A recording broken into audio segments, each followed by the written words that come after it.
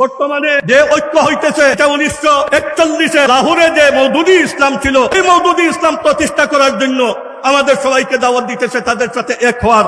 আমরা কোনোদিন মূল ইসলামকে ছেড়ে দিয়ে আপনার লাহোরি ইসলাম এর আপনার মুরতাকিদ হইতে পারি না।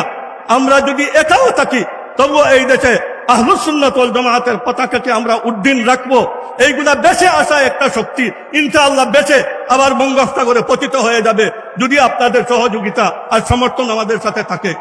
ওনাদের দাবি জামাত শিবির ছাড়া এই পৃথিবীতে আপনার সহি কোনো মুসলমান এখন ইসলামী আন্দোলনের সাথে সম্পৃক্ত হলেন না, এখন একামতে দ্বীনের জন্য কোনো ভূমিকা রাখলেন না, শুধুমাত্র জনগণকে পল্টনের ময়দানের মতো গরম বক্তৃতা দিয়ে গরম করে